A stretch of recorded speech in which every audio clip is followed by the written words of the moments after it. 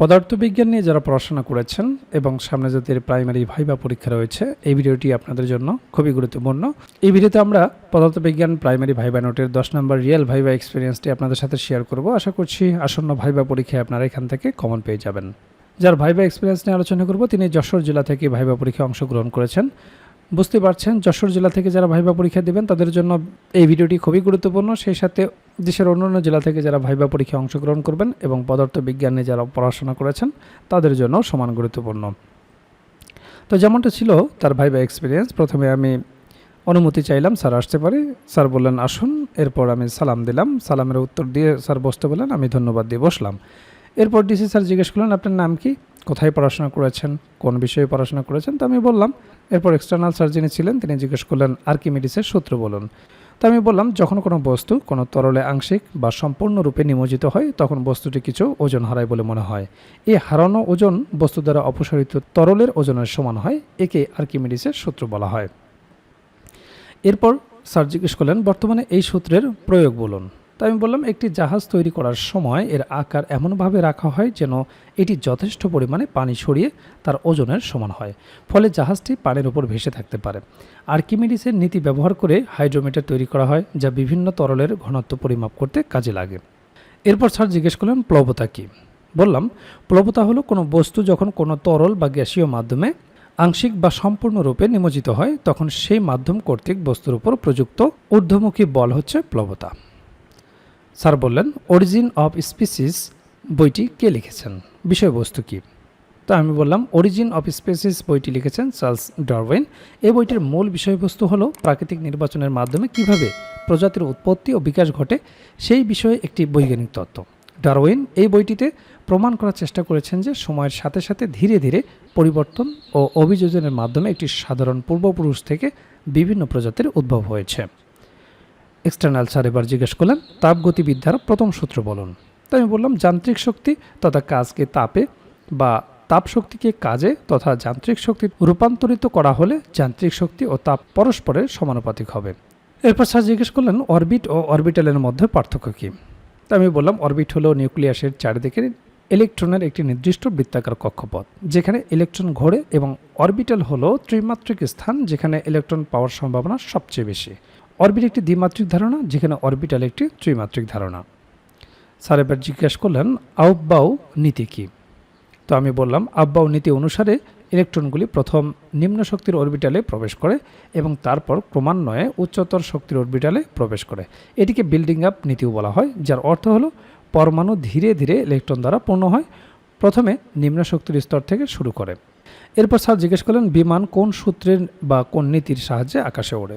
বললাম, বিমান উড্ডয়নের জন্য প্রধানত বার্নৌলির নীতি এবং নিউটনের গতির তৃতীয় সূত্র, এই দুটি নীতির উপর ভিত্তি করে বিমান আকাশে ওড়ে। স্যার বললেন, আমি গতকাল খুলনা থেকে যশোরে এসেছি, এটার অনুবাদ করুন। আমি বললাম, I came to Jessore from Khulna yesterday. তো এই ধরনের অনুবাদগুলো আপনাকে জিজ্ঞেস করবে, আর এই ধরনের অনুবাদ নিয়ে আমাদের একটা ভাইবা অনুবাদ নোট রয়েছে যেগুলো প্র্যাকটিস করলেই আপনাদের জন্য যথেষ্ট। এরপর ডিসি স্যার বলেন, আচ্ছা বলুন তো, মাননীয় প্রধানমন্ত্রী জাতিসংঘ অধিবেশনে গিয়ে যে পুরস্কার পেয়েছেন তা কোন সংস্থা দিয়েছে এবং পুরস্কারগুলোর নাম বলুন। তো দেখুন, এটা সেই সময়ের জন্য প্রাসঙ্গিক ছিল। আর বর্তমানে তো রাজনৈতিক প্রেক্ষাপট পরিবর্তন হয়েছে, আর রাজনৈতিক প্রেক্ষাপট পরিবর্তন হলে কিছু প্রশ্ন তাদের গ্রহণযোগ্যতা হারিয়ে ফেলে, কিছু ইতিহাসেরও পরিবর্তন ঘটে যায়। এই বিষয়গুলো আপনারা ভালো করে জানেন যে কোনগুলো আসলে প্রাসঙ্গিক, কোনগুলো বাদ দিতে হবে। স্যার এবার জিজ্ঞেস করলেন, আপনি গান পারেন। আমি বললাম, জি স্যার। স্যার বললেন, একটা গান করেন। তো আমি পূর্ব প্রস্তুতি নিয়ে গিয়েছিলাম, এই জন্য একটা গান গাইলাম। তো আপনাদের ক্ষেত্রেও অবশ্যই আপনাকে পূর্ব থেকে প্রস্তুতি নিয়ে যেতে হবে। আপনি যদি গান গাইতে না চান সেক্ষেত্রে কবিতা আবৃত্তি প্রস্তুতি নিয়ে যাবেন, ছড়া, গল্প, যেটাই হোক না কেন আপনাকে এক্সট্রা কারিকুলার অ্যাক্টিভিটিস হিসেবে যে কোনো একটি বিষয়ে পারফর্ম করতেই হবে, আর এটার উপর কিন্তু আলাদা মার্কস থাকে, এই বিষয়টি মাথায় রাখবেন।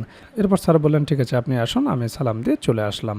তো আপনারা দেখলেন ভাইবা বোর্ডে কী ধরনের প্রশ্নগুলো জিজ্ঞেস করা হয়, কোন কোন বিষয় থেকে প্রশ্ন জিজ্ঞেস করা হয়, আর এই বিষয়গুলো নিয়েই আমরা তৈরি করেছি প্রাইমারি ভাইবার জন্য কমপ্লিট একটা প্যাকেজ, যে প্যাকেজে আপনার বিষয়ভিত্তিক ভাইবা প্রশ্ন তো থাকবে, একেবারে রিয়েল ভাইবার আলোকে বিষয়ভিত্তিক নোটটি তৈরি করা হয়েছে, যেখানে বিগত বছরে যে রিয়েল ভাইবাগুলো হয়েছে তা সুন্দরভাবে সমাধান করে দেওয়া হয়েছে। সেই রিয়েল ভাইভাগুলোও যদি আপনারা ভালো মতো দেখে যান, সেখান থেকেই বেশিরভাগ প্রশ্ন আপনারা কমন পেয়ে যাবেন। এছাড়াও আপনারা জানেন যে ডিপার্টমেন্টে আপনি ভাইভা দিতে যাবেন, সেই ডিপার্টমেন্ট সম্পর্কে অবশ্যই আপনাকে প্রশ্ন জিজ্ঞেস করতে পারে। তো সেই বিষয় সম্পর্কে একটা ভাইভা নোট থাকবে, প্রাইমারি সম্পর্কিত একটা ভাইভা নোট থাকবে। প্রাইমারি ভাইভাই অবশ্যই আপনাকে অনুবাদ জিজ্ঞেস করবে, অনুবাদের উপর একটা ভাইভা নোট থাকবে, যেগুলো প্র্যাকটিস করে গেলেই যথেষ্ট। এরপর আপনার নিজ জেলা সম্পর্কে অবশ্যই আপনাকে দু একটি প্রশ্ন জিজ্ঞেস করতে পারে। আপনার জেলা কেন বিখ্যাত, আপনার জেলা দর্শনীয় স্থান কি, আপনার জেলার নামকরণ ইতিহাস কি, বিখ্যাত খাবার কি, ভাষা ও সংস্কৃতি সম্পর্কে জিজ্ঞেস করতে পারে, মুক্তিযুদ্ধে কী অবদান রেখেছিল, নানাবিধ গুরুত্বপূর্ণ প্রশ্ন থেকে আপনাকে দু চারটি প্রশ্ন জিজ্ঞেস করতে পারে। তো সে সম্পর্কিত আপনার জেলার ওপর সুন্দর একটা সাজানো গোছানো নোট থাকবে।